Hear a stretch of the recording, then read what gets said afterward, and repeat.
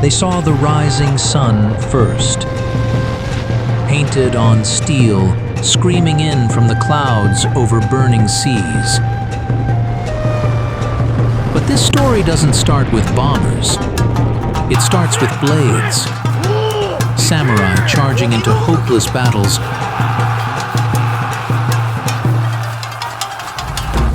warlords who would rather burn their own world than live with surrender. For centuries, Japan was a locked door. Silent ports, strange ships on the horizon, everyone wondering what was hiding behind the mist. Then the door was kicked open. In a single lifetime, castles turned into factories, katanas into cannons, and a forgotten island chain began rewriting the rules of power. Tokyo rose from ashes again and again. Earthquakes, firestorms, air raids, every time higher, brighter, more dangerous. Far to the south, islands like Palawan turned from paradise into killing grounds, where prisoners vanished and even survivors were never the same. How does a code of honor become an empire feared across oceans? How does a nation smashed in defeat return as a superpower? The real story of Japan is nothing like the version most people think they know. Stay to the end and decide for yourself. This is Japan, Samurai, Empire, and Pacific War. Welcome to Timeless Tales, where the past comes alive. Today, we're exploring the extraordinary journey of one of the most fascinating nations in history, Japan. Imagine an empire, one that began on a collection of islands and grew to dominate vast stretches of Asia. An empire forged by a powerful monarchy, driven by extraordinary exploration and relentless ambition for war and conquest. This empire, born in Japan, achieved some of the greatest triumphs in human history, but also faced some of its darkest chapters. In its prime, the Japanese Empire extended over 675,000 square kilometers, encompassing countless lives, forging partnerships, and igniting rivalries across Asia. Its influence reshaped the continent through trade, diplomacy, and war. But no empire lasts forever. So, how did a nation that once controlled so much of Asia come to see its empire unravel? What led to its rise, and what brought about its fall? To understand the answers, we must go back to the very beginning. Back to the misty forests and ancient traditions that laid the foundation for what would become a global powerhouse. This is the entire history of Japan, and it starts right now. Japan's history is as unique as its landscapes, spanning from the mist-shrouded forests of its earliest settlers to the neon-lit skylines of its modern cities. It's a tale of resilience, a nation forged in the fires of natural disasters, wars, and internal struggles, yet one that has given birth to timeless art,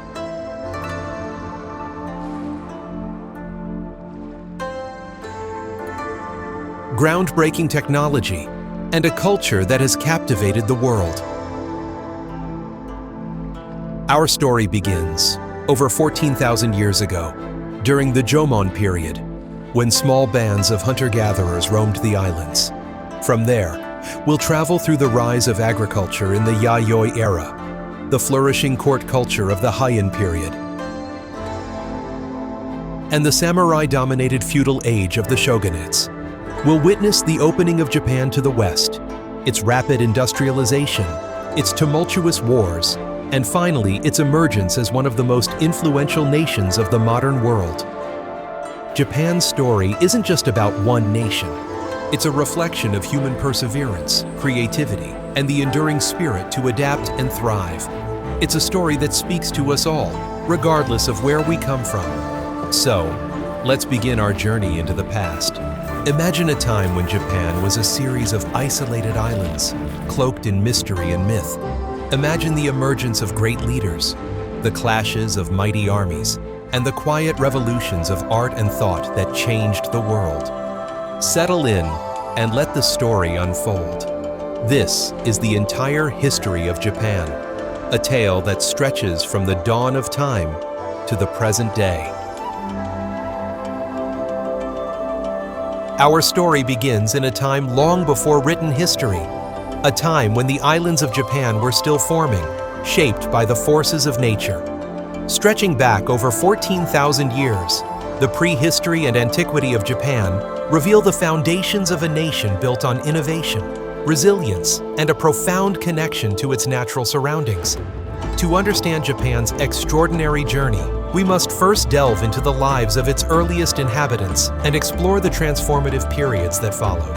The Jomon period, spanning roughly 14,000 BCE to 300 BCE, is one of the longest continuous cultures in human history, named for the cord-marked patterns found on their pottery. The Jomon people were among the earliest known creators of ceramics, crafting vessels over 10,000 years ago, long before pottery appeared in most other parts of the world. These early inhabitants lived in harmony with the environment, relying on the bounty of Japan's forests, rivers, and coastlines. Their diet was diverse. They hunted deer and wild boar, fished in abundant waters, and gathered nuts, berries, and roots. This sustainable way of life allowed them to settle in semi-permanent villages, often centered around pit dwellings. The Jomon were more than mere survivalists, they were artisans. Their pottery, often decorated with intricate designs, served both practical and ceremonial purposes. Clay figurines known as dog offer a glimpse into their spiritual world. These enigmatic figures, with exaggerated features, may have represented deities, ancestors, or fertility symbols. The spiritual practices of the Jomon people reflected their deep connection to nature. They viewed the world as alive with spirits, a belief that would later influence the development of Shinto, Japan's indigenous religion. By around 300 BCE, a dramatic transformation occurred, the arrival of the Yayoi culture. Originating from the Korean peninsula, the Yayoi people brought revolutionary changes to Japan. Chief among these was the introduction of rice cultivation, which would forever alter the course of Japanese history. The Yayoi people mastered wet rice farming, a labor-intensive practice that required collaboration and careful management of water resources. This shift to agriculture allowed communities to grow larger and more complex. Villages evolved into fortified settlements, with distinct social hierarchies emerging to manage resources and defend against rival groups. The Yayoi also introduced metalworking, crafting tools, weapons, and ceremonial items from bronze and iron. Bronze mirrors, bells, and swords became symbols of power and status, often used in rituals or buried with leaders to signify their authority. Japan's transformation during the Yayoi period was fueled by its interactions with neighboring cultures. Trade and migration from the Korean peninsula and China brought not only new technologies, but also ideas about governance, spirituality, and social organization. Written records from China, such as the Book of Wei, describe early Japanese societies, including the Kingdom of Yamatai, ruled by the mysterious Queen Himiko. Himiko is portrayed as a shaman queen who united rival clans through diplomacy and spiritual leadership, offering a glimpse into the emerging political systems of the time. By the 3rd century CE, Japan entered the Kofun period, named after the massive keyhole-shaped tombs built for its rulers. These monumental tombs, some over 400 meters long, are among the largest burial sites in the world, reflecting the growing power and influence of Japan's emerging elite. At the heart of this era was the Yamato clan, which began to consolidate power over much of the Japanese archipelago. The Yamato rulers claimed divine descent from the sun goddess Amaterasu, establishing a connection between their leadership and the divine, a tradition that continues in Japan's imperial family to this day. The Yamato rulers also maintained close ties with China and Korea, adopting elements of Chinese culture, such as written characters, Confucian principles, and advanced systems of governance. These influences would lay the groundwork for Japan's classical period. Throughout these early periods, Japan's spiritual beliefs were deeply intertwined with its natural environment. The concept of kami, or sacred spirits, emerged during this time, encompassing everything from deities and ancestors to the forces of nature. These beliefs formed the foundation of Shinto, Japan's indigenous religion. Shinto rituals celebrated the rhythms of agricultural life, seeking harmony with the natural world and ensuring prosperity for the community. Shrines dedicated to local kami became centers of spiritual and social life, connecting people to the divine and to each other. The prehistory and antiquity of Japan laid the foundations for a nation that would grow into one of the most dynamic and innovative cultures in the world. The artistry and spirituality of the Jomon people, the agricultural and technological advancements of the Yayoi, and the political unification of the Yamato rulers each played a vital role in shaping Japan's identity. As we move into the classical period, we will witness the flowering of Japanese culture in the Heian era, a time of artistic brilliance and philosophical depth. But these early foundations remain, echoing through Japan's history and into its modern identity. Join us in the next chapter as we explore the classical period of Japan, where the seeds of tradition planted in its early history blossom into one of the most sophisticated cultures the world has ever known.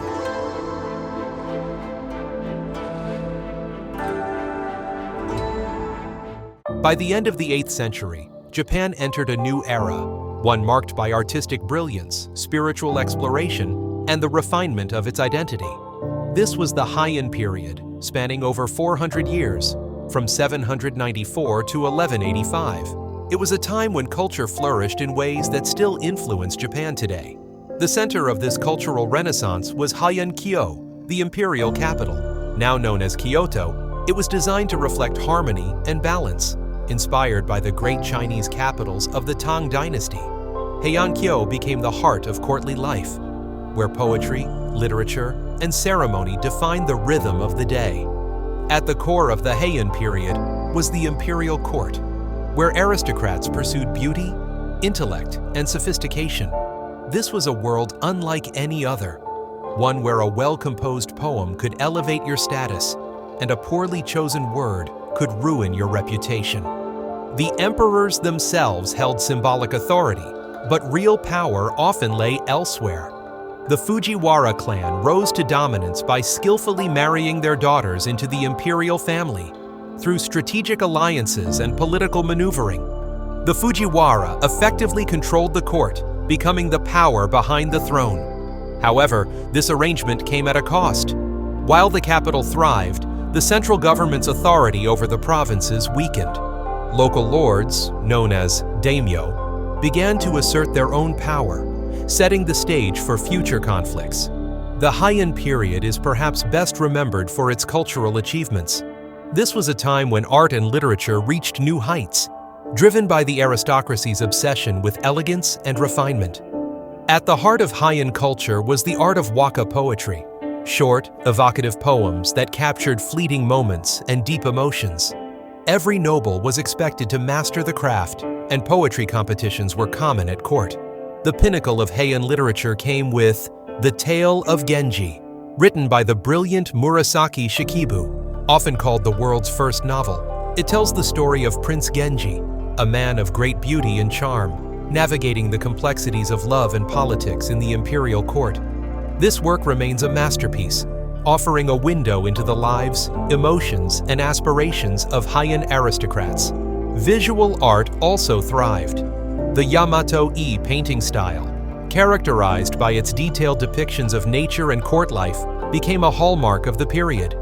Calligraphy, too, was more than a means of communication. It was an art form in itself, with flowing brushstrokes that reflected the personality of the writer. Alongside artistic refinement, the Heian period saw profound developments in spiritual life. Buddhism, which had been introduced to Japan centuries earlier, flourished under the patronage of the aristocracy. Two new schools of thought emerged during this time: Tendai, introduced by Saicho, and Shingon, brought by Kukai. Both Tendai and Shingon emphasized ritual and meditation, appealing to the spiritual needs of both the elite and the common people. Temples like Byodo-in, with its breathtaking Phoenix Hall, symbolized the blending of Buddhist ideals with the Heian aesthetic of harmony and balance. Buddhism didn't replace native Shinto beliefs, but rather coexisted with them, creating a uniquely Japanese spiritual framework. Shrines and temples stood side by side, reflecting the interconnectedness of these traditions. But even the most beautiful eras cannot last forever. By the 12th century, the Heian court's grip on power was slipping. As the aristocracy focused on poetry and ceremony, the provinces became increasingly unruly. Wealthy landowners, or shun, gained autonomy, and local militias began to rise. The emergence of the samurai, a warrior class loyal to local lords, signaled a dramatic shift in Japanese society. These warriors would soon challenge the authority of the Fujiwara clan and the imperial court itself. By the late Heian period, two powerful clans, the Taira and the Minamoto, vied for control of Japan. Their rivalry culminated in the Genpei War, a brutal conflict that would end the Heian period and usher in the age of the samurai. The Heian period leaves behind a legacy of unparalleled beauty and sophistication. Its art, literature, and spiritual ideals continue to inspire the world. But as the court fades into history, a new force rises, a force driven by the blade and the call of battle. Join us next as we delve into the medieval era, where the samurai take center stage, and Japan is forever changed by the age of shoguns and warlords.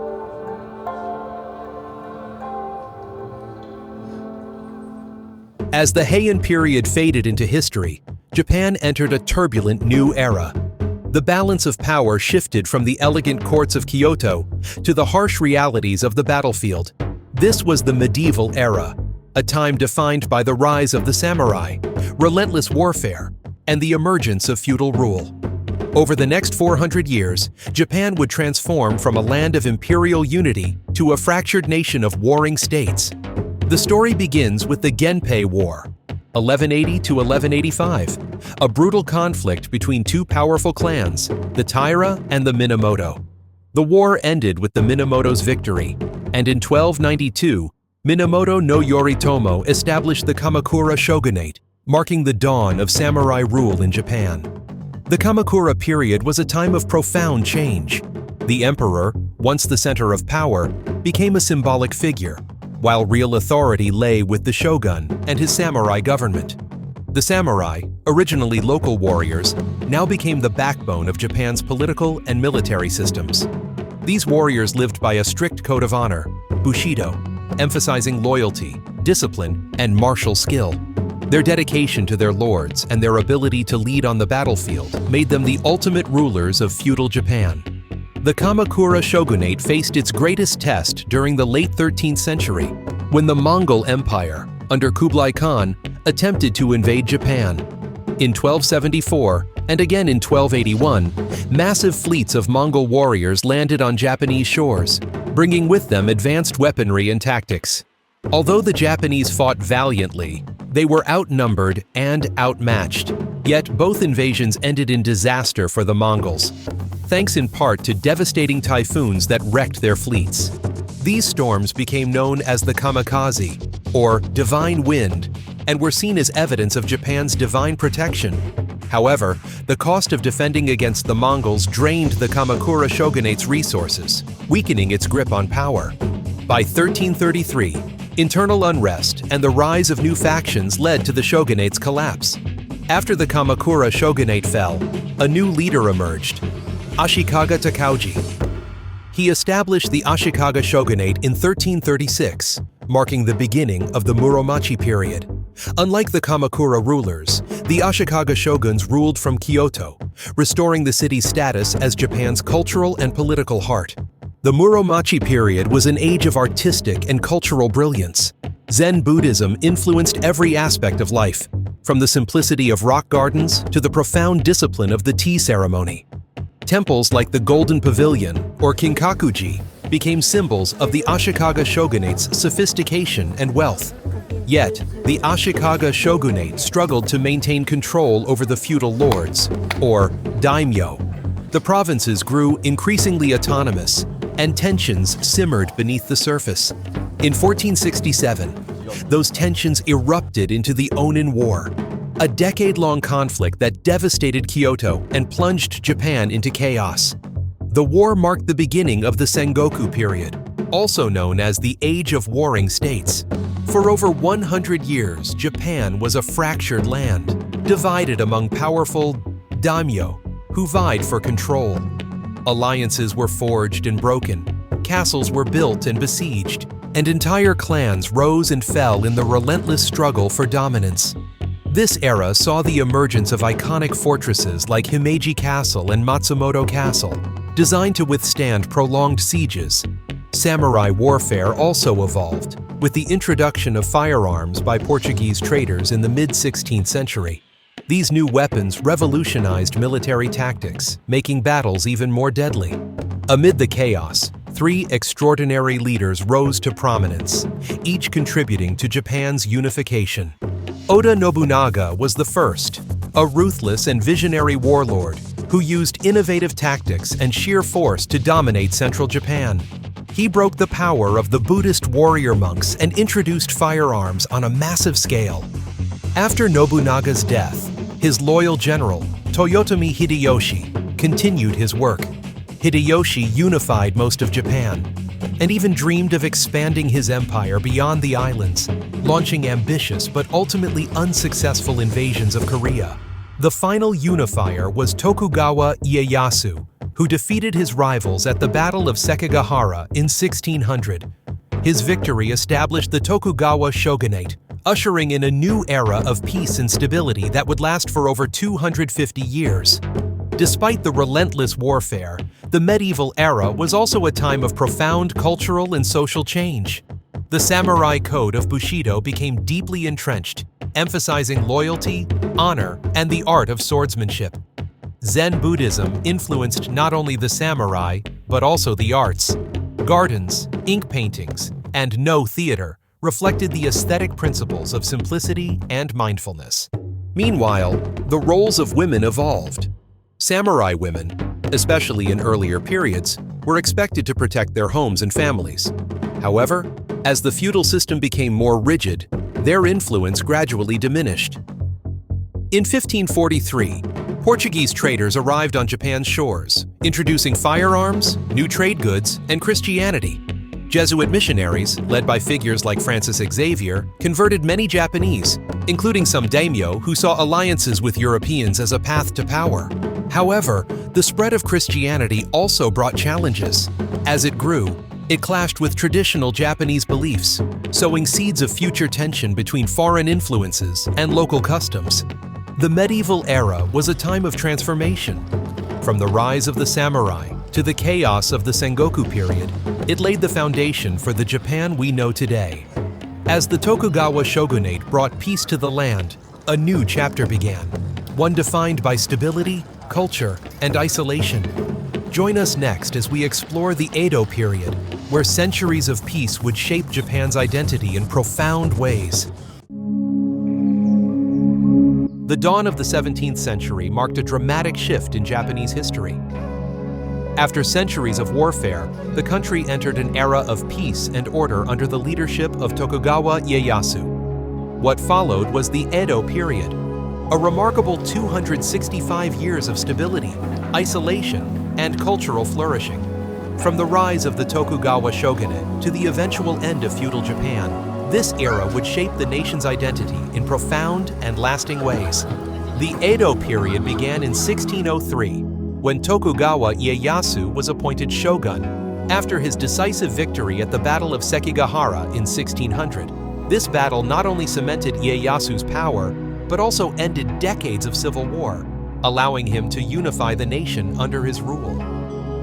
From his base in Edo, modern-day Tokyo, Ieyasu established a centralized feudal system that would dominate Japanese politics for over 2 centuries.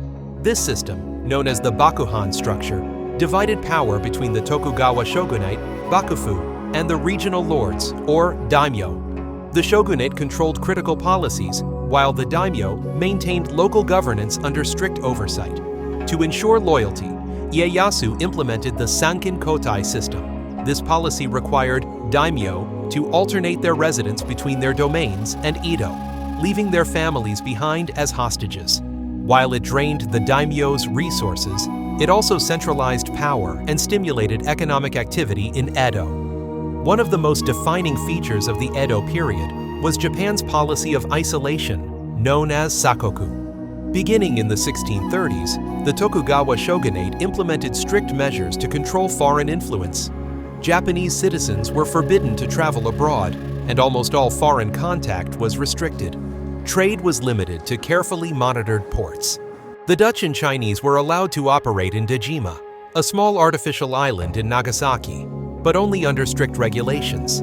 Christianity, which had been introduced by European missionaries, was banned entirely after it was seen as a threat to Tokugawa authority. This isolation allowed Japan to preserve its cultural identity and maintain internal stability. However, it also limited the flow of new ideas and technologies, creating a society that evolved largely on its own terms for over 2 centuries. Life in the Edo period was defined by a rigid social structure. At the top were the samurai, who served as bureaucrats and administrators in the shogunate's hierarchy. Beneath them were the farmers, artisans, and merchants, the backbone of the economy. While samurai retained their elite status, they faced challenges in a time of peace. Without constant warfare, many struggled to adapt to administrative roles, and some even fell into poverty. Meanwhile, merchants, considered the lowest class in theory, thrived in practice, accumulating wealth through trade and commerce. In rural areas, rice farming was the foundation of the economy. Taxes were collected in rice, and a surplus was crucial for both local prosperity and the stability of the shogunate. Despite the rigid social system, the Edo period was a time of extraordinary cultural innovation. The cities of Edo, Kyoto, and Osaka became vibrant cultural hubs, where the arts flourished like never before. Kabuki theater, with its dynamic performances and elaborate costumes, captivated audiences from all walks of life. Meanwhile, ukiyo-e woodblock prints depicted scenes of urban pleasure, beautiful landscapes, iconic actors, and even satirical commentary on society. The aesthetic of the Edo period was deeply influenced by wabi-sabi, a philosophy that celebrated simplicity, impermanence, and imperfection. This can be seen in the refined tea ceremonies, ikebana, flower arranging, and Zen gardens that became popular during this time. Literature also thrived. Poets like Matsuo Basho elevated the haiku to an art form, capturing the essence of nature and human experience in just 17 syllables. Under Tokugawa rule, Japan experienced steady economic growth. Advances in agriculture, such as improved irrigation techniques, increased rice production, and supported a growing population. Urbanization flourished as towns around daimyo castles expanded into major centers of trade and industry. Merchants created networks to distribute goods like silk, ceramics, and sake, fueling a vibrant economy. While Japan remained isolated from most of the world, it selectively absorbed foreign knowledge through the Dutch. This rangaku, or Dutch learning, introduced new ideas in medicine, astronomy, and engineering, which Japanese scholars adapted to their own needs. By the early 19th century, cracks began to appear in the Tokugawa system. Famine, natural disasters, and economic inequality led to unrest among the lower classes. Samurai, many of whom had fallen into poverty, began to question the shogunate's authority. The arrival of foreign powers intensified the crisis. In 1853, Commodore Matthew Perry of the United States sailed into Edo Bay with his black ships, demanding that Japan open its ports to trade. This event marked the end of Japan's isolationist policies and exposed the shogunate's inability to respond to external threats.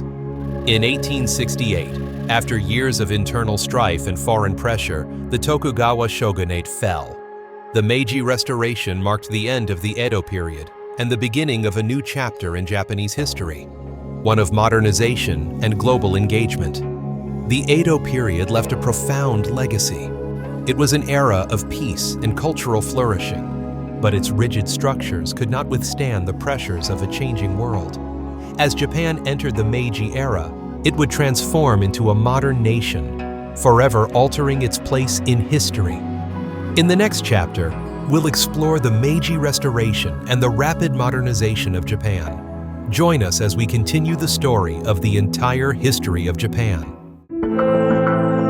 The year 1868 marked the beginning of an era that would transform Japan beyond recognition. The Tokugawa shogunate had fallen, and the Meiji Restoration ushered in a period of rapid modernization, social upheaval, and global ambition. From feudal isolation to a modernized empire, Japan's journey through the Meiji era and beyond is one of resilience, reinvention, and profound change.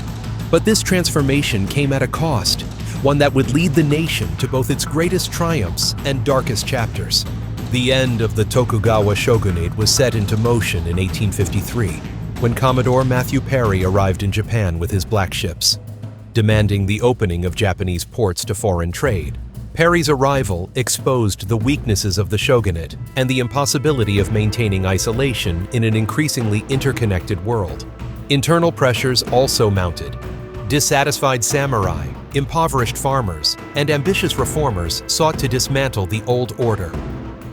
By 1868, the Tokugawa shogunate was overthrown in the Boshin War, and the emperor was restored to a position of power. But this restoration was largely symbolic. Real authority lay with progressive leaders, eager to modernize Japan and secure its place among the world's great powers. The Meiji Restoration marked the end of centuries of feudal rule. The samurai class was disbanded, and a centralized government was established. Land reform abolished the daimyo's domains, and Japan transitioned to a modern nation-state under imperial rule. The leaders of the Meiji era embarked on an ambitious program of modernization, transforming nearly every aspect of Japanese society. Railroads, telegraph lines, and factories sprang up across the country, ushering in an age of industrialization. Western-style buildings replaced traditional structures in urban centers, symbolizing Japan's embrace of modernity.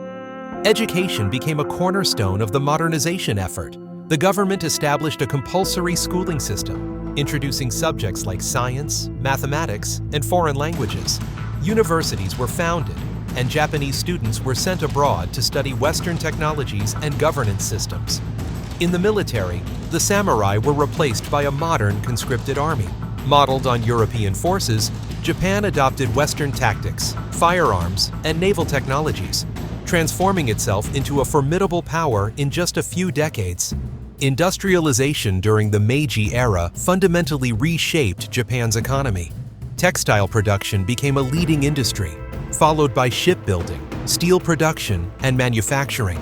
Private companies, supported by government subsidies, drove innovation and growth. The Zaibatsu, powerful family-run conglomerates like Mitsubishi and Mitsui, emerged, dominating sectors of the economy and helping Japan compete on the global stage. By the late 19th century, Japan had transitioned from a predominantly agrarian society to an industrial powerhouse. With its newfound strength, Japan sought to expand its influence. In 1895, victory in the First Sino-Japanese War secured Taiwan as its first colony and established dominance over Korea.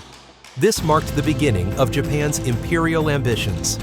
Japan's growing military prowess was further demonstrated in the Russo-Japanese War of 1904 to 1905. Against all odds, Japan defeated Russia, becoming the first Asian nation to triumph over a European power in modern history. This victory earned Japan international respect, but also fueled its expansionist ambitions. The Taisho period, 1912 to 1926, brought a wave of political and cultural liberalization. Known as the Taisho democracy, this era saw the rise of political parties, expanded suffrage, and a flourishing of arts and literature. Cities grew rapidly, and Western influences became more pronounced. Jazz clubs, cinemas, and modern fashion became part of urban life. Writers like Ryunosuke Akutagawa and painters of the Nihonga and Yoga styles explored new artistic expressions. However, this period of freedom was short-lived. Economic challenges, including the Great Depression, created social unrest and paved the way for militaristic ideologies to gain ground. By the 1930s, Japan had shifted toward militarism.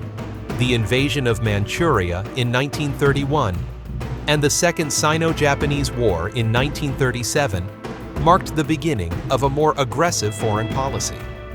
Japan's ambitions for empire led to its entry into World War II.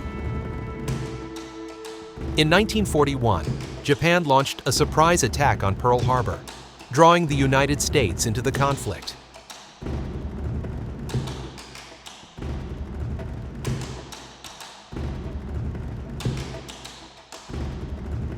Over the next 4 years, Japan expanded its territory across Asia and the Pacific, but its victories were short-lived.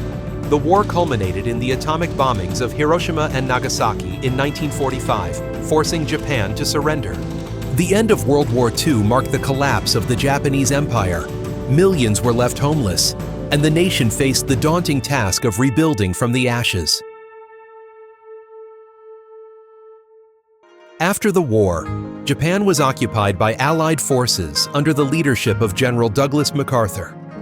A new constitution was adopted in 1947, renouncing war and establishing a democratic government. Despite the devastation, Japan rose rapidly. The 1950s and 60s saw the emergence of the economic miracle, driven by industries like electronics, automobiles, and steel. By the 1980s, Japan had become the world's second-largest economy, known for its innovation and efficiency. Today, Japan is a nation that seamlessly blends tradition and modernity. From its global cultural influence in anime, fashion, and cuisine, to its leadership in technology and green energy, Japan continues to shape the modern world. Yet, challenges remain. An aging population, economic stagnation, and environmental concerns test Japan's resilience. As the nation looks to the future, it draws on its rich history of perseverance and adaptability. The story of modern Japan is one of transformation, an extraordinary journey from feudal isolation to global prominence. It is a testament to the strength, creativity, and resilience of a people who have shaped their destiny time and again. In our final chapter, we'll explore Japan's role in the contemporary world and its vision for the 21st century. Join us as we conclude the entire history of Japan. The Japan we see today is the result of centuries of transformation, a nation shaped by resilience, creativity, and the determination to adapt to a rapidly changing world. As Japan entered the contemporary era after the devastation of World War II, it faced enormous challenges. Yet, through innovation, cultural influence, and an enduring spirit, Japan rose to become a global leader. In this final chapter, we explore modern Japan's journey through recovery, prosperity, and the complexities of its present-day challenges. After World War II, Japan was left in ruins. Cities like Tokyo, Osaka, and Hiroshima were devastated, and the nation faced severe food shortages and widespread poverty. Under the leadership of Allied forces, led by General Douglas MacArthur, Japan underwent a period of profound change. In 1947, a new constitution was adopted, renouncing war and establishing a democratic government. Article 9 of this constitution prohibited Japan from maintaining a military for warfare, laying the foundation for its post-war pacifism. Land reforms redistributed property from wealthy landlords to tenant farmers, helping to alleviate rural poverty. Labor rights were expanded, and new policies aimed to rebuild infrastructure and modernize industries. Despite the hardships, the Japanese people demonstrated extraordinary resilience. By the early 1950s, the nation began to recover, setting the stage for its remarkable economic transformation. From the 1950s to the 1980s, Japan experienced what is often called the economic miracle. With the support of US aid and access to global markets, Japan rebuilt its industries, focusing on sectors like manufacturing, electronics, and automobiles. Companies like Sony, Toyota, and Panasonic became symbols of Japan's ingenuity and efficiency. The introduction of the Shinkansen, or bullet train, in 1964 showcased the nation's technological advancements and connected major cities, driving economic growth. Education played a vital role in this transformation. A highly skilled and disciplined workforce became the backbone of Japan's industrial success. By the 1980s, Japan was the world's second-largest economy, known for its high-quality products and innovative technology.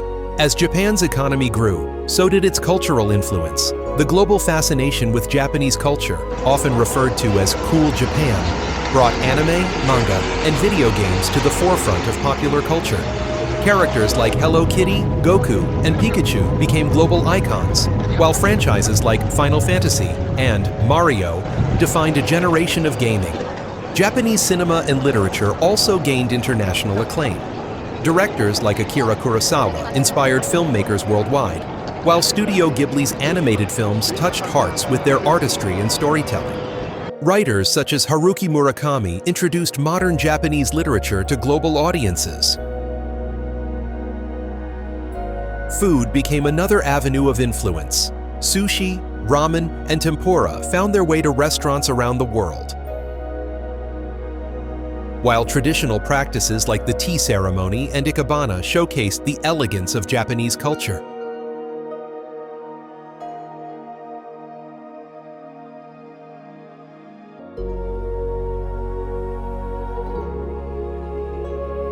Despite its success, Japan faced significant challenges in the 1990s. The bursting of the economic bubble in 1991 led to a period of stagnation known as the Lost Decade.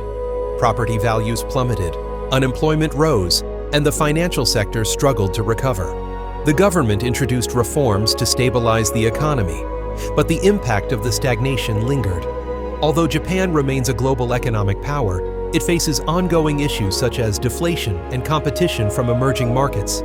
One of Japan's most pressing issues today is its aging population. With one of the highest life expectancies in the world, nearly a third of Japan's population is over the age of 65. This demographic shift has far-reaching implications for healthcare, pensions, and the labor force.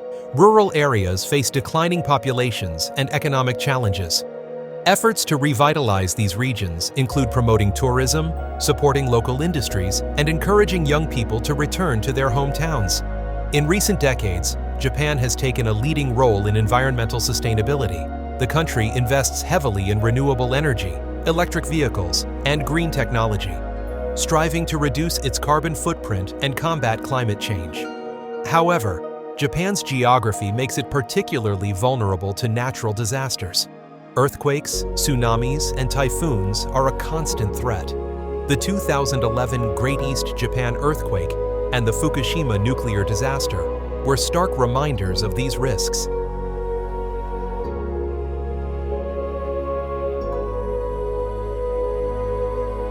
Despite these challenges, Japan has shown remarkable resilience. Recovery efforts have strengthened infrastructure, improved disaster preparedness, and highlighted the importance of community solidarity. Japan has emerged as a vital member of the global community. As a founding member of the United Nations, it contributes to peacekeeping efforts, humanitarian aid, and international development projects.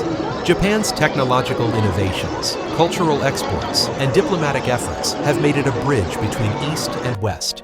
Events like the 2020 Tokyo Olympics showcased Japan's ability to unite the world through sport and culture. Japan's story is one of constant evolution.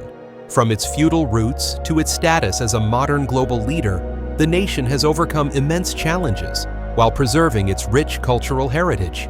As Japan faces the uncertainties of the 21st century, it continues to inspire the world with its resilience, creativity, and vision for the future.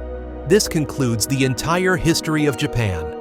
Thank you for joining us on this extraordinary journey through the past and present of one of the world's most fascinating nations.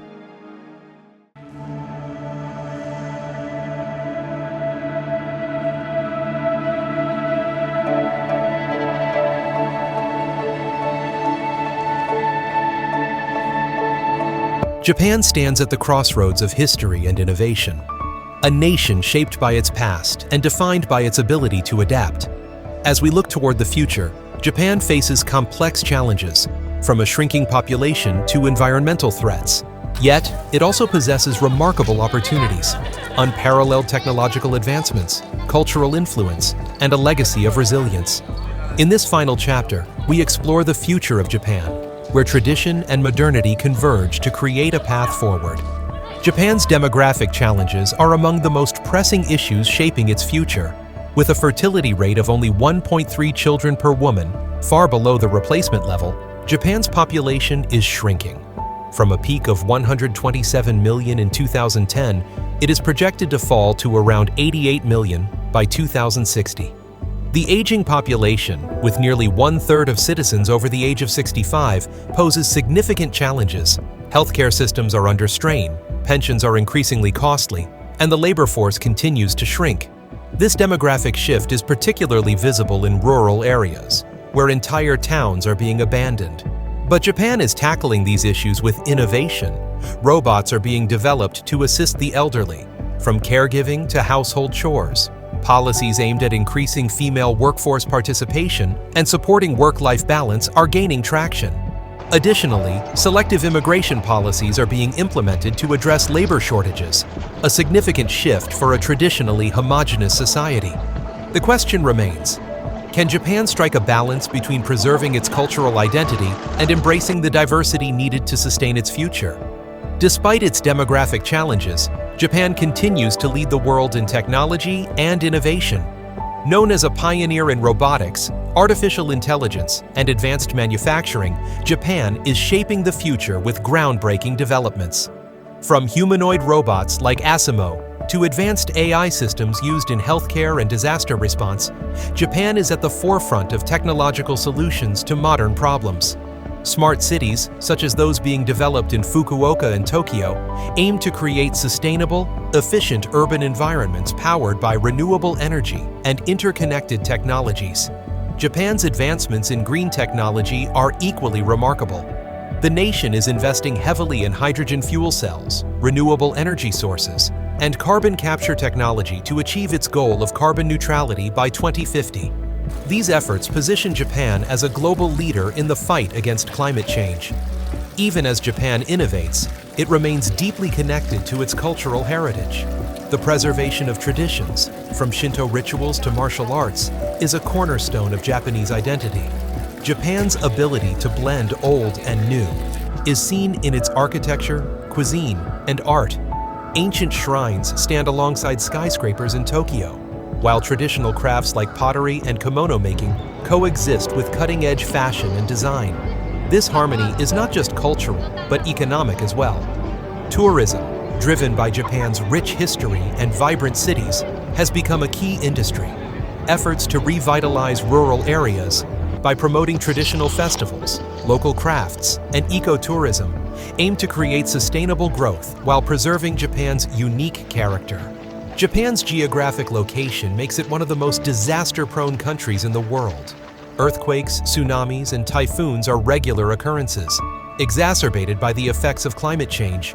The 2011 Great East Japan earthquake and the Fukushima nuclear disaster served as stark reminders of these vulnerabilities. However, Japan has turned these challenges into opportunities for innovation. It is a global leader in disaster preparedness, with cutting-edge early warning systems and resilient infrastructure. In response to the Fukushima disaster, Japan has invested heavily in renewable energy, transitioning away from nuclear power and toward a greener future. Japan's climate policies, including its commitment to carbon neutrality by 2050, have positioned it as a global leader in sustainability. These efforts are not just about protecting Japan, but also about inspiring other nations to follow suit. Japan's cultural influence continues to grow, making it a global ambassador of creativity and heritage. From anime and manga to fashion and cuisine, Japan's soft power reaches every corner of the world. Characters like Pikachu, Totoro, and Mario have become international icons, while filmmakers like Hayao Miyazaki and Makoto Shinkai captivate audiences with their storytelling. Japanese cuisine, from sushi to ramen, has become a staple of global dining. Through cultural exchange, Japan fosters connections that transcend borders. Programs promoting Japanese language and culture abroad help build mutual understanding, ensuring that its traditions remain relevant in a rapidly changing world. Japan's influence extends beyond culture and technology. As a founding member of the United Nations, it plays a crucial role in global diplomacy, peacekeeping, and humanitarian efforts. Japan's contributions to disaster relief, international development, and environmental sustainability showcase its commitment to building a better world. Its partnerships with neighboring countries in Asia, particularly through initiatives like the Regional Comprehensive Economic Partnership, strengthen regional stability and economic growth. Japan's emphasis on peace, cooperation, and innovation positions it as a bridge between East and West, a role that will be increasingly important in the 21st century. Japan's future lies in its ability to adapt while staying true to its identity. Investments in education, technology, and sustainable development will shape the next generation of leaders, innovators, and creators. Collaboration will also be key. By partnering with other nations to tackle global challenges, Japan can continue to lead in areas like climate action, technological innovation, and cultural exchange. As Japan moves forward, it carries with it the lessons of its past, a history of resilience, creativity, and transformation. Japan's journey through history is one of continuous reinvention. From its ancient roots to its modern achievements, the nation stands as a testament to the power of resilience and innovation. As we conclude the entire history of Japan, we see a nation poised to navigate the complexities of the future with strength and determination. Thank you for joining us on this extraordinary journey. The story of Japan is far from over. It is a living narrative that continues to inspire the world. As we conclude our journey through the entire history of Japan, we find ourselves at a moment of reflection. Japan's story is not just one of the past, it is a living legacy, a narrative that continues to evolve. From ancient traditions to modern innovations, Japan's influence stretches far beyond its borders. In this final chapter, we reflect on the lessons of its history and explore how its enduring spirit shapes the aspirations of a nation moving forward. Throughout its history, Japan has left a profound mark on the world. From the intricate art of the Heian period to the precision engineering of the modern era, Japan's contributions have shaped global culture, technology, and thought. The principles of wabi-sabi, the elegance of traditional Japanese design, and the discipline of Bushido have inspired generations worldwide. Japan's ability to blend innovation with tradition continues to offer a model for balance and harmony. Japan's history is a testament to resilience, from rebuilding after World War II to recovering from natural disasters like the 2011 Great East Japan earthquake. The nation has consistently shown the strength to rise from adversity. These experiences have taught Japan the importance of unity, preparation, and adaptability. The world looks to Japan as a leader in disaster management, environmental sustainability, and technological innovation. Japan's cultural and ethical values, rooted in harmony and respect, continue to resonate globally. Practices like the tea ceremony reflect an appreciation for simplicity and mindfulness, while festivals and rituals preserve a sense of community and connection. On the global stage, Japan's emphasis on diplomacy and collaboration sets an example of peaceful leadership. Its role as a mediator and cultural bridge highlights the importance of mutual respect and understanding in a divided world. Looking ahead, Japan aspires to lead in addressing the challenges of the 21st century. From combating climate change to advancing technological frontiers, Japan's goals are ambitious, yet grounded in its rich history of innovation. Education will play a critical role in shaping Japan's future. By fostering creativity, critical thinking, and global awareness, Japan aims to empower its next generation to solve the world's most pressing problems. Through partnerships and collaboration, Japan seeks to create a more sustainable, inclusive, and prosperous future, not just for itself, but for the world. Japan's greatest legacy is its ability to evolve while remaining true to its identity. It is a nation that has adapted to monumental change, yet its traditions endure, offering a sense of continuity and purpose. The lessons of Japan's history remind us that progress is not about forgetting the past, but building upon it. In its rituals, innovations, and aspirations, Japan's living legacy continues to inspire the world. The story of Japan is one of resilience, creativity, and transformation. From the ancient myths of its creation to its role as a modern global leader, Japan's journey is a reflection of the human spirit's capacity for growth and renewal. Thank you for joining us on this extraordinary journey through the entire history of Japan. While our exploration ends here, the story of Japan continues, an endless tale of inspiration, challenges, and triumphs that echoes across time. Thank you for joining us on this extraordinary journey through the entire history of Japan. From its ancient myths and warrior traditions to its rise as a modern global leader, Japan's story is one of resilience, transformation, and profound inspiration. But before we close, allow me to introduce myself. I am Phileas Kronos, your guide through the corridors of history. My passion is to uncover the stories that shape our world, to journey across time, and bring the past to life. As an adventurer, storyteller, and time traveler, I've dedicated my life to exploring the wonders of history, sharing its lessons, its triumphs, and its truths. I am named after the Greek god of time, Kronos, and inspired by the adventurous spirit of Jules Verne's great characters. As Phileas Kronos, I've traveled the ages, unraveling mysteries and revealing the stories that connect us to the past. My goal is to make history more than just a collection of dates and events, to make it come alive, to inspire curiosity, and to show how the lessons of the past can guide us toward a better future. Today, we've uncovered the depth of Japan's history, a nation shaped by its struggles, defined by its creativity, and inspired by its enduring traditions. It's a story not just of one country, but of the human spirit's capacity to adapt, innovate, and thrive. From the first hunter-gatherers of the Jomon period to the dazzling skylines of the 21st century, Japan has shown us that history is alive in every moment, every tradition, and every innovation. If you've enjoyed this journey, please like this video, share it with others, and subscribe to Timeless Tales. Together, we'll continue to explore the great stories of our past, stories that reveal who we are and who we can become. And if you'd like to see more of these adventures, let me, Phileas Kronos, guide you through time's most extraordinary tales. Join me as we uncover the mysteries of history, one chapter at a time.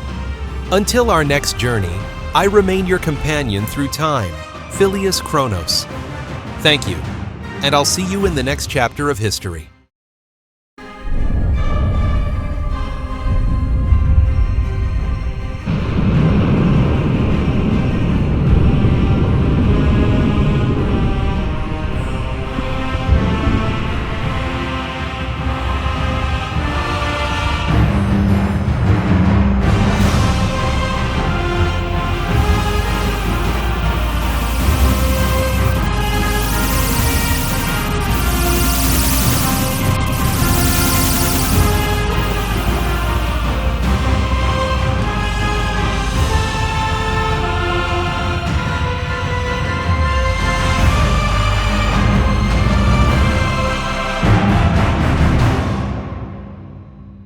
Welcome to the Yushukan Museum, where the rich tapestry of Japan's military history unfolds before your eyes. Located within the historic grounds of the Yasukuni Shrine in Tokyo, the Yushukan stands as Japan's oldest war museum, dedicated to honoring the courage, dedication, and sacrifices of those who served the nation. As we step inside, we're transported back through centuries of Japanese history, from the legendary samurai warriors to the modern armed forces. Here, every exhibit, artifact, and carefully curated display reveals a story. These are stories of resilience, stories of evolving traditions, and stories that shaped Japan's identity in times of both peace and conflict. Join us on this tour of the Yushukan Museum as we uncover the layers of Japan's military past and appreciate the stories that have been preserved here for future generations.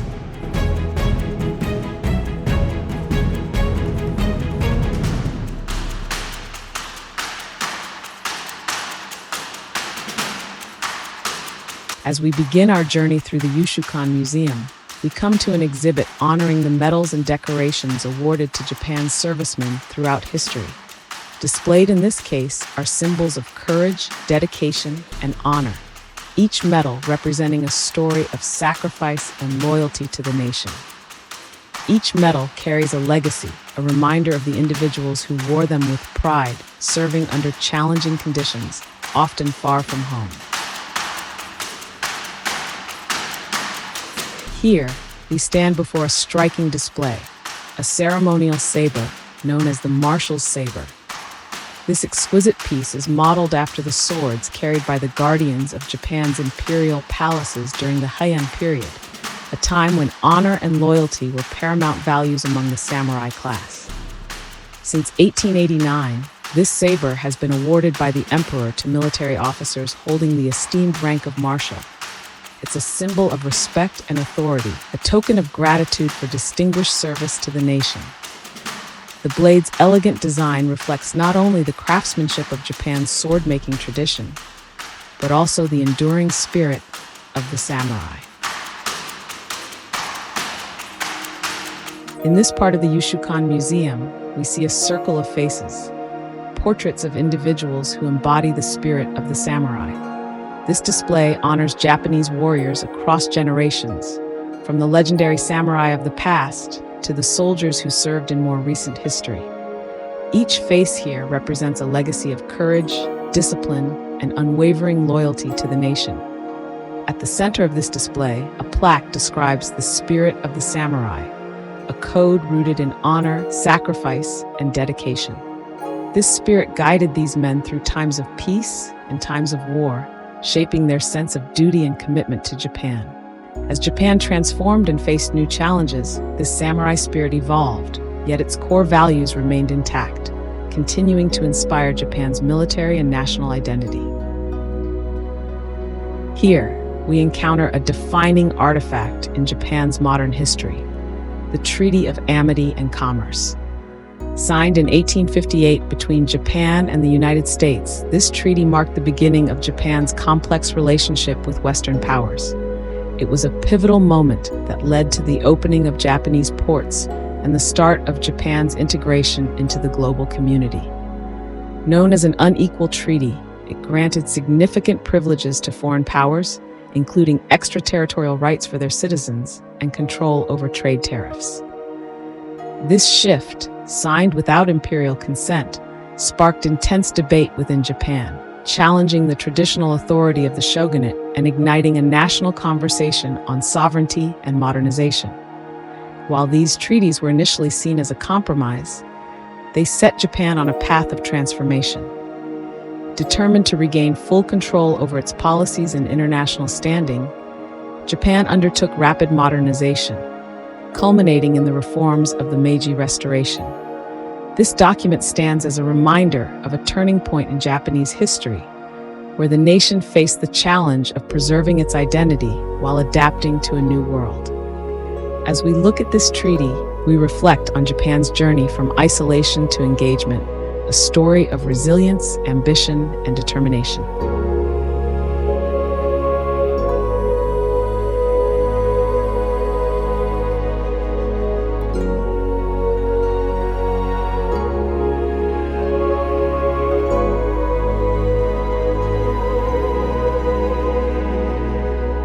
This timeline takes us through a series of encounters between Japan and Western powers, tracing key moments that shaped the nation's path toward modernization and global engagement.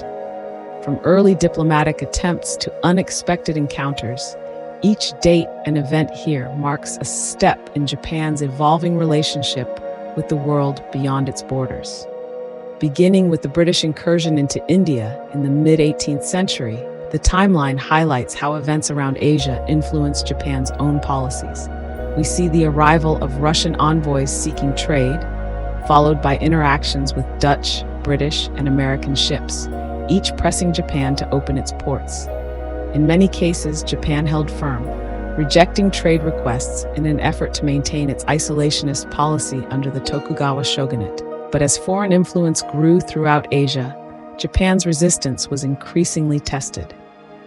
By the 1840s, Western imperial powers had established a strong presence in neighboring countries, creating new challenges for Japan's leadership and ultimately leading to the decision to engage with the outside world on its own terms.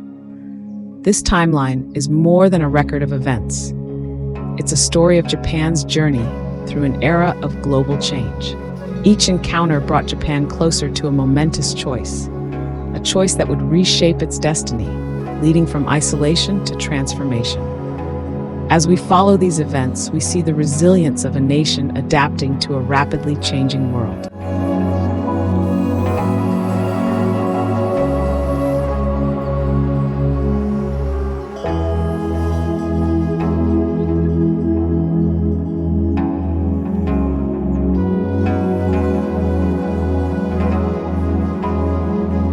As we conclude our journey through the Yushukan Museum, we're reminded of the profound resilience and spirit that have shaped Japan's history. Each artifact, each display tells a story of honor, sacrifice, and transformation. From the days of the samurai to the modern era, Japan has navigated immense challenges, adapting and evolving while preserving its core values. This museum stands as a tribute to the courage of those who served and the enduring legacy they've left behind. It invites us not only to look back at Japan's past, but also to reflect on the lessons it offers for the future.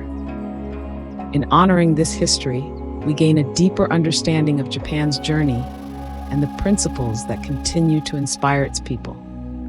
Thank you for joining us on this exploration of Japan's military heritage. May these stories remind us of the strength found in unity, the importance of resilience, and the timeless value of honoring our shared history.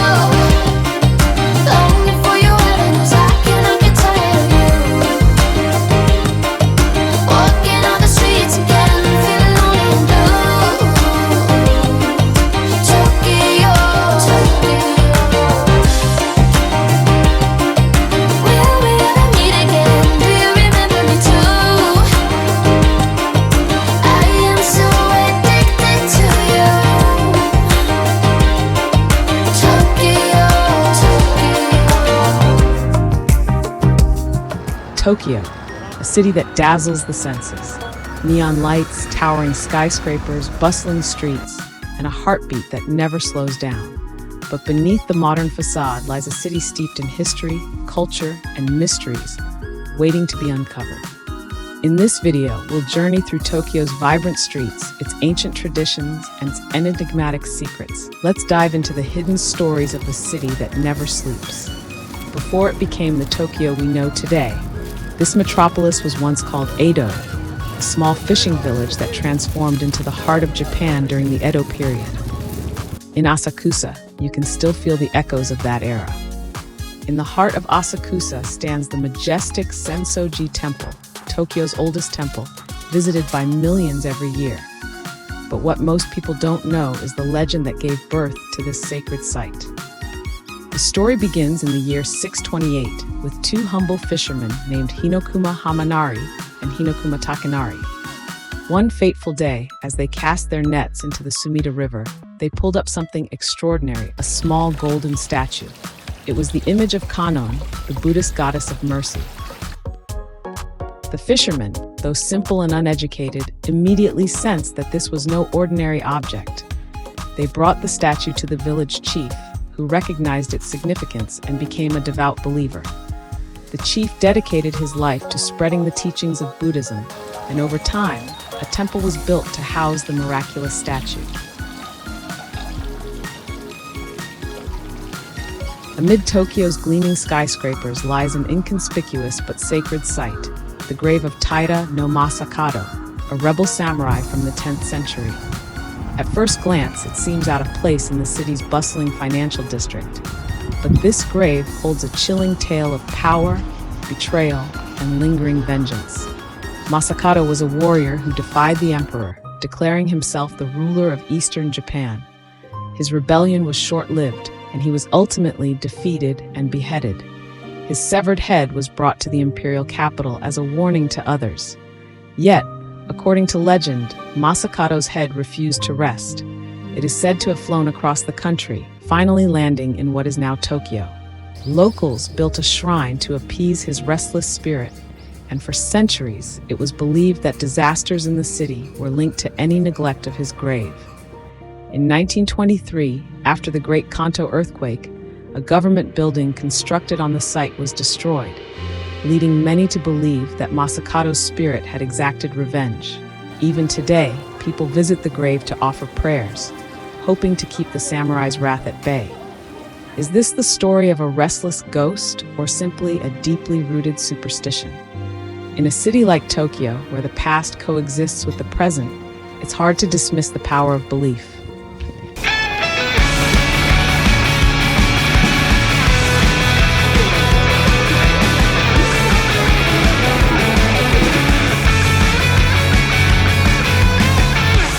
Shibuya is known for its vibrant energy, its flashing billboards, bustling crowds, and the iconic scramble crossing.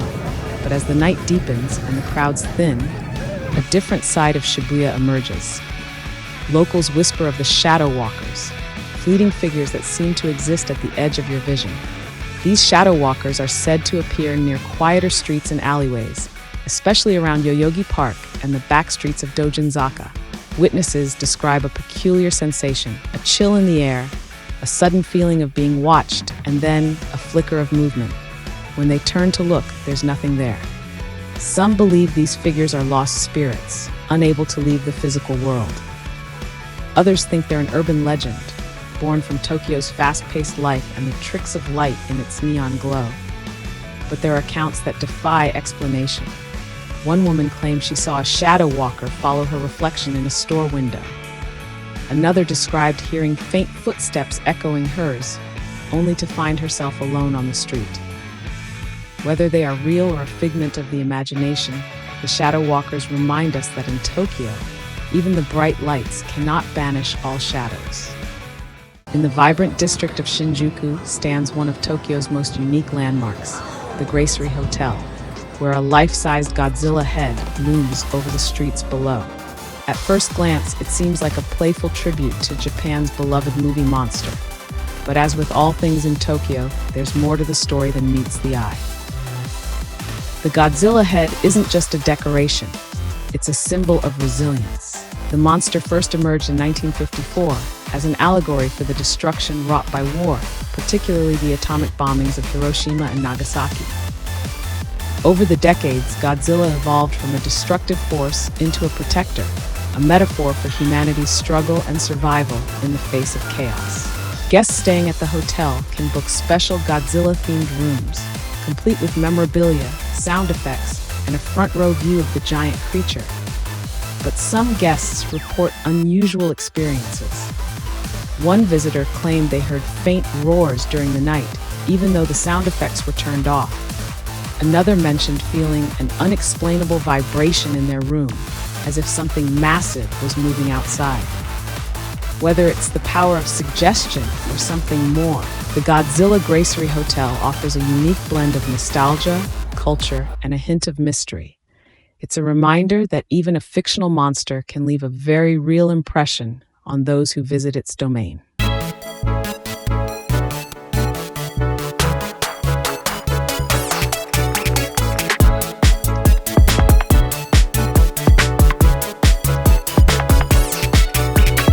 When the sun sets, Tokyo transforms. The city's energy shifts, and its hidden nightlife emerges. One of the most intriguing places is Golden Gai, a maze of narrow alleys packed with tiny bars, each with its own unique character.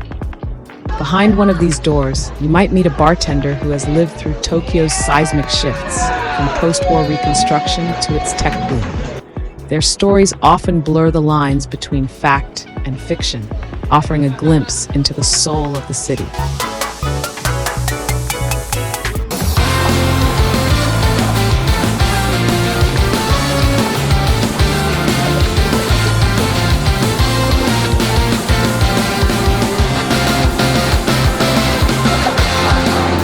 Harajuku is a kaleidoscope of color and creativity, a place where Tokyo's youth culture flourishes. It's a neighborhood where cosplay enthusiasts, avant-garde fashionistas, and curious tourists gather to revel in its energy. But just beyond the eccentric boutiques and the bustling Takeshita Street lies a world of serene beauty, a world that feels as though it belongs to a different realm altogether.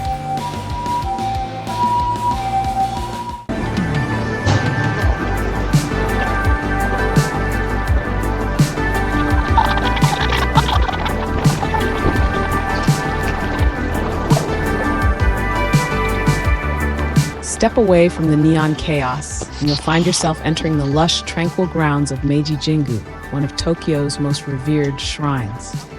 The transition is almost magical. The noise fades, the air cools, and a sense of peace envelops you as you walk along the gravel paths shaded by towering trees. Meiji Shrine also has a symbolic bridge known as the Seimonbashi, which visitors cross as they approach the main shrine. According to local lore, this bridge represents the transition from the physical world to the spiritual realm. Some believe that if you pause in the center of the bridge and close your eyes, you can feel the presence of the spirits watching over the shrine.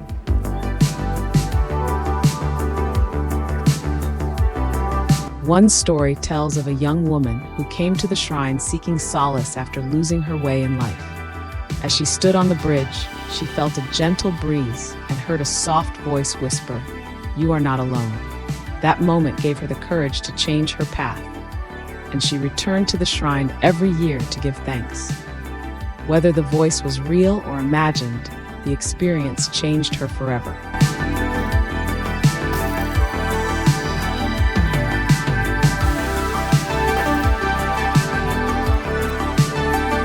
Tokyo is more than just a city. It's a living, breathing entity filled with stories, secrets, and surprises.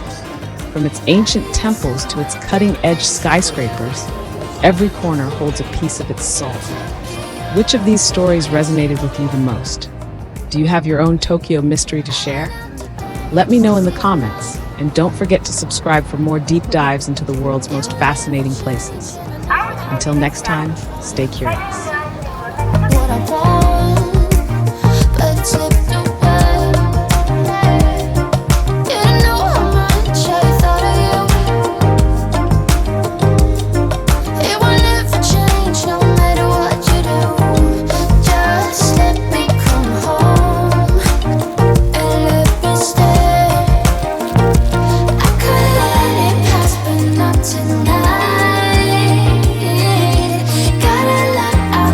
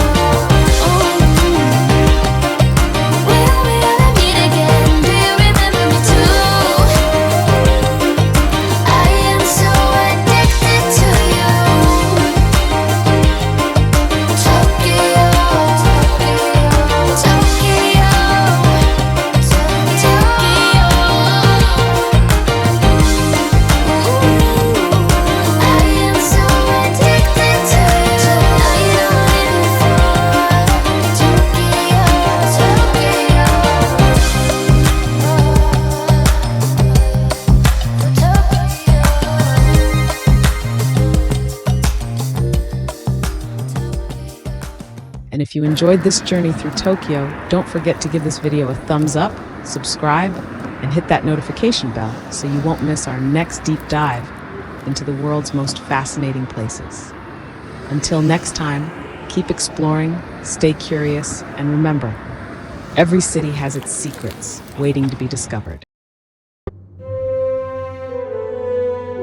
Palawan, often called the last frontier of the Philippines, is a place where the world's natural wonders come to life. From its turquoise waters gently kissing white sandy shores to the towering limestone cliffs rising majestically over hidden lagoons, Palawan captivates the heart of every traveler. Known for its untouched beauty, this island province is a sanctuary of vibrant marine life, dense rainforests, and awe-inspiring caves. It's a destination where adventure meets tranquility, where every corner reveals a new, breathtaking scene. But beyond its postcard-perfect landscapes, Palawan holds secrets from the past, stories that are etched into its land, stories of resilience, sacrifice, and survival.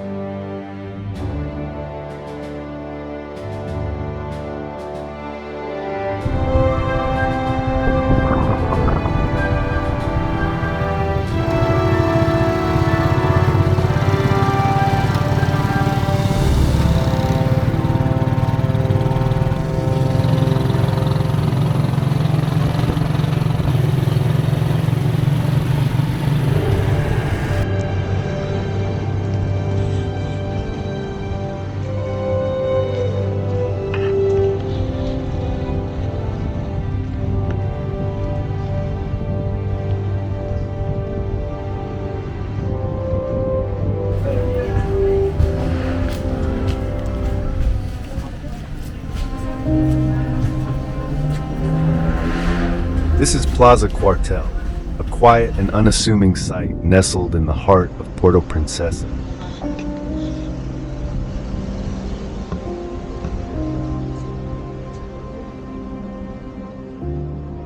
Today it stands as a peaceful memorial, surrounded by gardens and stone walls.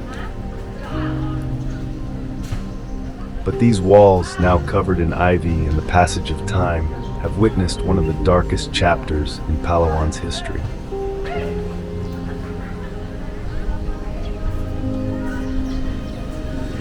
At first glance, Plaza Cuartel seems peaceful, even idyllic. Its stone walls weathered by time, and its gardens calm, offering a place of quiet reflection.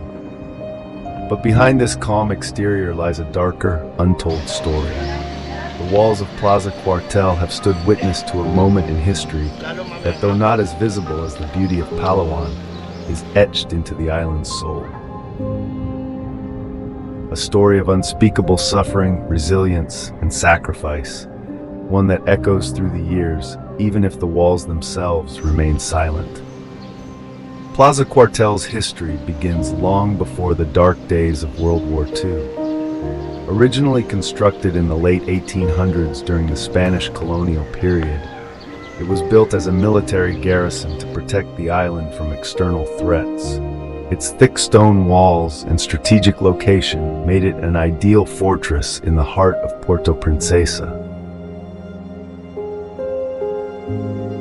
Over the years, the plaza stood as a symbol of authority and protection, a place where soldiers once stood guard, overlooking the shores of Palawan, ready to defend their territory.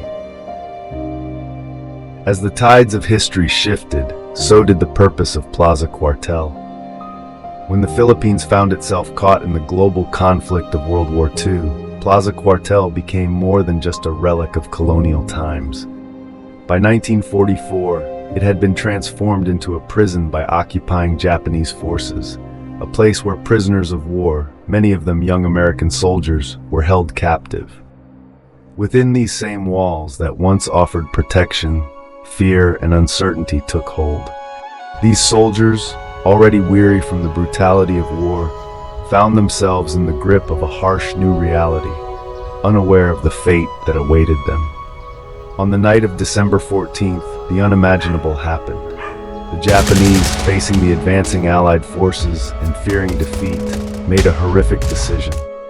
They rounded up the prisoners and rather than allowing them to be rescued or freed, they led them into a narrow underground tunnel beneath the plaza. It was there, in the dead of night, that the Japanese soldiers began their ruthless massacre. They poured gasoline into the tunnel and set it ablaze.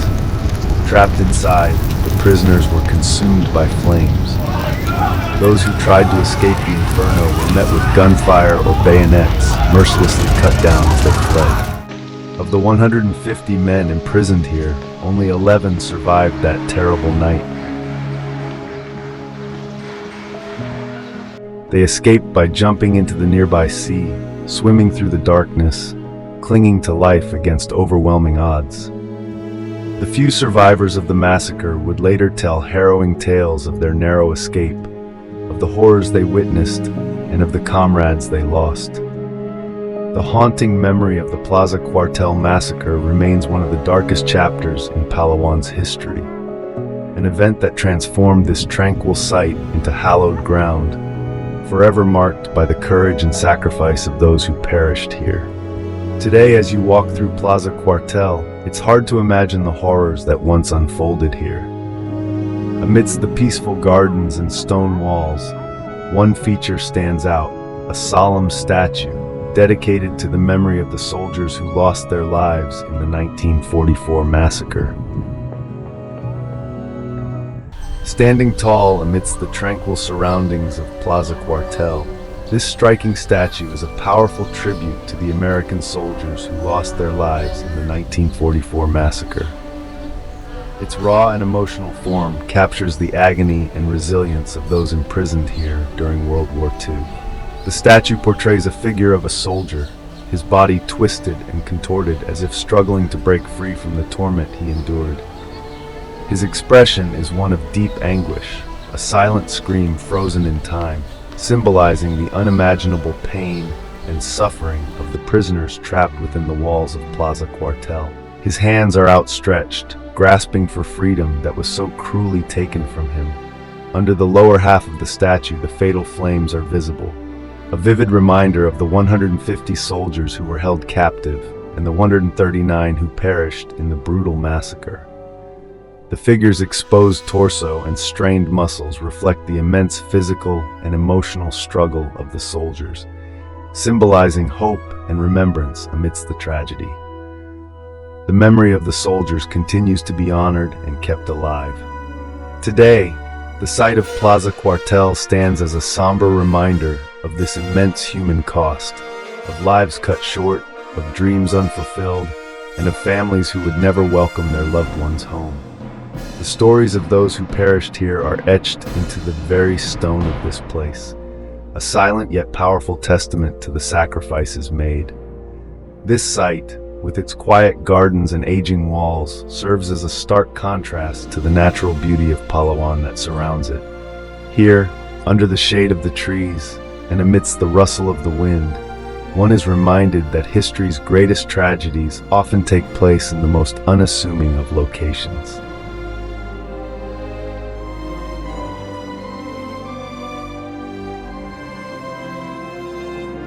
While visitors to Palawan often come for the beaches and jungles, Plaza Cuartel holds an essential piece of the island's story, one that deserves to be remembered and honored. Palawan's allure is undeniable. Its pristine beaches, vibrant coral reefs, and lush jungles are known the world over, drawing travelers seeking adventure and tranquility. But beneath its natural splendor lies a history just as profound as its landscapes. Plaza Cuartel, often overshadowed by the island's tropical beauty, is a crucial chapter in Palawan's story. This quiet, historical site serves as a reminder that Palawan is not just a paradise of natural wonders, but also a place where history has left deep scars.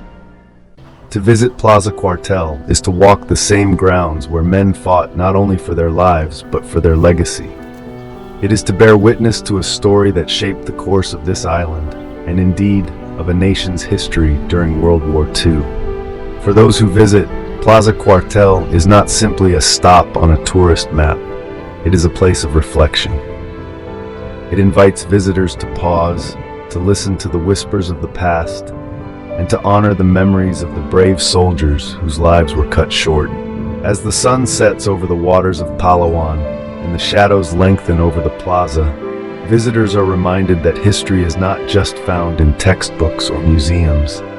It lives in places like this, in the walls that stood witness, in the statues that stand tall, and in the hearts of those who remember. Plaza Cuartel is not just a historical site, it is a space of remembrance. To walk through its gates is to step into a chapter of history that deserves to be honored, not only for the lives lost, but for the resilience and strength that echoes through the years. And just as Palawan's natural beauty leaves a lasting impression, so too does its history, reminding us that even in paradise, we must remember the past to understand the present. Thank you for watching, and don't forget to like and comment. See you.